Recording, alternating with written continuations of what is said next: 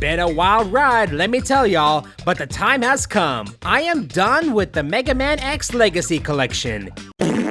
Sort of. I'm obviously gonna be yapping about Mega Man X4 in this episode, why else would you be here? But as I am recording right now, I have completed Mega Man X1, 2, 3, and 4. I can safely close the book of the first Legacy Collection, and I'm clenching my butt cheeks ready to dive into the deeper, darker, and not so better Volume 2. I heard a lot, guys. I'm not excited. Also, I'm not counting these 3 games. I have no real way to play and record these 2, and I'm already balls deep into an RPG as of right now. I'm not exactly catching the case of blue balls to be craving another. You do not know how badly I want to talk about Kingdom Hearts, but RPGs take time, and I chose poorly. Before we begin though, X3 and X4 have reasons for being what they are besides the graphical upgrade, which you can find out in my Mega Man X3 game take. I'll plug it right up here. This isn't some shameless plug for you to go watch it. I mean, I did work hard on it. No one's watching it. I actually cried that day, guys. I'm digressing, moving on. But to sum it all up in case if you're heartless or just don't care, feel free to take your pick. X3 was handed to another company so that the actual Mega Man X team could focus on entering the up-and-coming 5th generation of consoles, more notably the Sony PlayStation. And never before has microscopic squares came together to create some of the most artistic godsends known to gamer, which is heavily relevant for Mega Man X4, sort of leaving X3 on the sidelines, which, by the way, is a bad game. What, you angry at me for saying that? Well then check out my X3 review for my official context, because I know some of you piss ants are craving a threat fight, but in the end, my view count will grow. I win. Coming to a gunfight empty-handed aside, X3 was not a fun time whatsoever. I felt like I was drowning for a good 3 hours. And X4, though I only played the opening level at the time, felt like a long-lasting gasp of air, saving me from the millisecond away from death. Now whether the rest of the game is that satisfying or that terrifying sheet of ice blocking the oxygen above, trapping you as you're fearfully anticipating the end as oxygen leaks from your body as you find a miracle of a way out, not before your air-exhausted body descends into the dark abyss.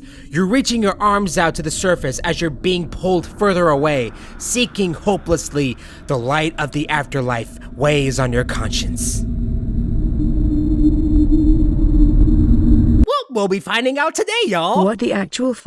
Let's get down and funky with Mega Man X4.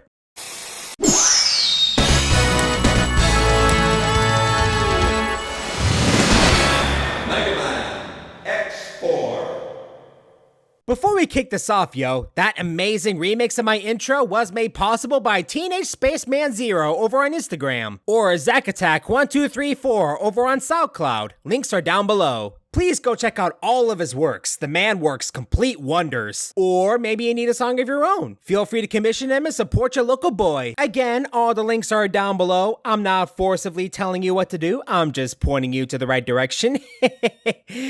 Do it. Now we're gonna start with a general synopsis of the story, since 2 things. 1, we have 2 this time around. That's right, y'all. Zero is fully playable. No catch, no bull. Just edgy, glamorous bliss. Whipping that sleek hair game back and forth, and you can actually grab stuff with him, goddamn! My disappointment is immeasurable, and my day is ruined. 2, the story is completely whack. A new team enters the fray called the Reploforce, once again haunting X's idea of peace and quiet. Although not a threat to humans nor Reploids, the Reploforce wishes to create a utopia exclusively for Reploid independence, and oh gee, doesn't this sound familiar? Aren't they also some kind of space force? I never got the reason why the space station is here. And no matter which character you pick, the entirety of Sky Lagoon is under attack by the Revenge of the Scalies. With the Colonel of the Reploforce arriving at the scene at the worst time possible, he is asked to be turned in to simply clear his name and to prove that he had nothing to do with the attack. But because the entire army is nothing but big dick energy, he refuses to step down for the simple reason of one word: fragile masculinity. Oh wait, that's 2 words. Pride! Thus, this leaves our protagonist no choice but to assume their mavericks and declares war against them. The Reploforce meanwhile releases a coup that aids their defenses and supply of goodies, aka the game's 8 mavericks. And y'all see where this is going, right? You have their asses handed to them, you put a stop to the Reploforce even though they're technically on our side, and we all know Sigma is behind all the chaos. I mean, the cutscenes ain't even trying to be subtle about it, but these guys are in our way somehow, so we gotta kill them. Yeah, you heard that right, we gotta kill him. I mean, we could have easily worked together. We're both after Sigma and the betterment of humans and Reploids, but this is a Mega Man X game. It's supposed to be depressing and sad. We can't have X have a good time. This all could have been easily resolved if the Repliforce just dropped their weapons and just talked to the HQ, but instead, we got the biggest cockfight of the century. And all Sigma had to do was to place us in a cage and he was all set. I will say this though, that's pretty much X's side of the story. You beat the 8 Mavericks, you put down the Repliforce, you find out what Sigma who pin y'all against each other, you know what comes next, and then X wonders about the future. It's all over. Go home and rest. You've earned it. But Zero, How long is this gonna go on? Your usual X story, but in comparison, he feels like such an afterthought because, of course, we have to talk about Zero, Keiji Inafune's love child, and it sure as heck he feels like it. Not only does Zero get the most story against the Repliforce, he even gets some cool backstory. I figured it was Dr. Wily who either built him or Sigma, so it's nice to have some confirmation on that. As little as that means. My masterpiece. What? After him, he is my nemesis. What? Our rivalry is what gives me motivation in life. You see, Sigma, while he was still a good guy, and I could actually call him handsome without feeling bad about it, actually fought Zero as a Maverick way back when, and flat out got his ass handed to him like the king that he is. Where was this Zero when I needed him? I mean, Zero. thought. As a boy, goddammit, she can get me pregnant. Holy, I'll raise it. There was actually a virus that brewed in Zero's capsule that switched Sigma and Zero's mindset? Basically, Zero turned into the edgy, sassy good boy, and Sigma turned into Wily's last laugh sexy edition. But back to the Repliforce, he somehow knows the Colonel personally, and he has the hots for his sister, you simp. And just like X, he begs them to stop the coup time and time again, but even his close friend won't back down because I wish I knew. Iris even goes crazy and tries to kill Zero after her brother's murder, which is where we get one of the biggest memes known to man. I'm already playing the clip right now, and you already know what's coming. No, this isn't happening. There's no reason for me to go on. What am I fighting for? Wait, hold up. I have a way of fixing that. What am I fighting for? Ah, much better. You know what? While it's still relevant, let's talk about that voice acting because I just can't leave it out. This is my fate. I couldn't save anyone after all. It's bad. Brother, please, don't you remember? Zero saved my life. Like, wow, it's bad. Take heed, we have no other choice. How did it get this bad? Where's that red Maverick that wiped out Garma's unit? Oh my god, you really sound like that. Okay, I'll do it. Betcha won't! What if I become one of the Mavericks? Oddly, I don't mind X sounding like this. I'm pretty sure it was the same voice actor from Mega Man 8, which is fine, I guess. I know a lot of people prefer Mark Gotha because he sounded like a robotic soldier, but also nails emotion and worry to a T. Like, he can beg for someone to stop killing and it'd be believable and heartfelt. Commander Sigma, what are you doing? Let him go, please! But I gotta say though, I actually prefer Ted Straka from Marvel vs. Capcom Infinite. I don't know. Do I have the right to wield its power? A cursed opinion to be sure, but I'm getting a little off topic, am I? I just really like X, y'all. Capcom, if there's ever a new X game, please go easy on X. Make him smile, make him take a vacation, have X and Zero hammer it up, something, anything. He's an orphan, for God's sake. Let him have fun. I just want the best for best boy. I am begging you. Okay. Tangent done. Like I mentioned what seems like a lifetime ago, Mega Man games aren't necessarily about the story after all. It's all about that side-scrolling explosions full of plasma and robot murder. But this time 32-bit in 60 FPS.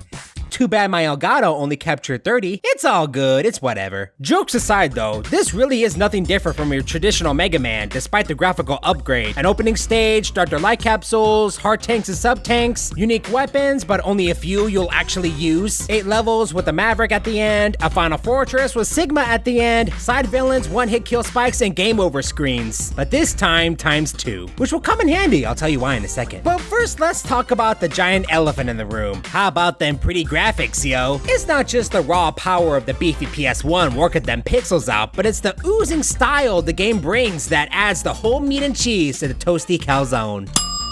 We still get Robot Apocalypse with people straight up dying in a flying fortress ran by a chicken, but you also gotta move across fast trains, a snow level that's actually fun, a highway to hell, a speedrun level with those creepy eyeball things who may check you out a little too close for comfort. I ain't gonna die without seeing that penis, boy.